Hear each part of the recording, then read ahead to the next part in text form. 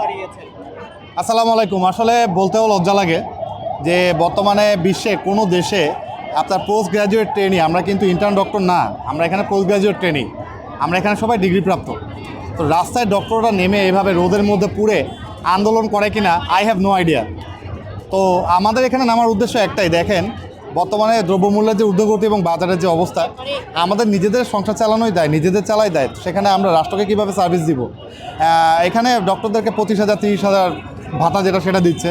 তো 25,000 30,000 টাকায় ভাতা, আপনারাই বলেন যে বর্তমানের যে প্রেক্ষাপট সেখানে কি এই টাকাতে কিছু হয়? সো আমরা এমন একটা প্রফেশনে আছি যে আমরা কিন্তু কারোর কাছে হাতও পাততে পারি না বা চেতে পারি না। আমরা এখন পরিবারকে দিব, সেখানে এখন যদি পরিবারের কাছ থেকে উল্টো আমাদের নেওয়া লাগে, এটা তো খুবই লজ্জাজনক। আমরা ট্রেনিংয়ে ঢুকি, সেটাও টাকা দিয়ে ঢুকতে হয়। আমরা যখন এমবিবিএস করি 6টা বছর লেগে যায়।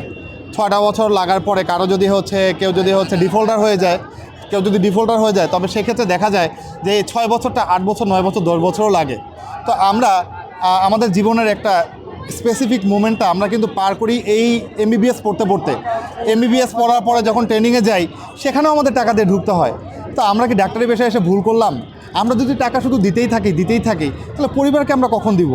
তো আমরা যদি চলতে না পারি, পরিবারকে দেখতে না পারি, আমরা রাষ্ট্রকে কীভাবে সার্ভিস দিব? আপনি যদি একটা গাছ লাগান, সেখানে অবশ্যই আপনি সার দিবেন, পানি দিবেন, তাহলেই না আপনি ফল পাবেন। তা আমাদের পিছিয়ে যদি ইনভেস্ট না করেন, আমাদের যদি টেক কেয়ার না করেন, আমরা রাষ্ট্রকে কীভাবে সার্ভিস দিব?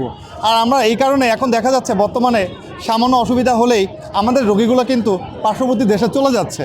সো এই রোগীগুলো কেন যাবে? এগুলো যদি আমাদের কাছেই থাকতো, আমাদেরকে যদি ভালো মতো টেক কেয়ার করতো, ভালো মতো আমাদেরকে হ্যান্ডেল করতো রাষ্ট্র বলেন, সরকার বলেন বা যাই বলেন না কেন, আমাদেরকে যদি ভালো রকম একটা ইনফ্রাস্ট্রাকচার তৈরি করে দিত, আমার মনে হয় না বাংলাদেশ থেকে একটা রোগীও বাইরে যেত।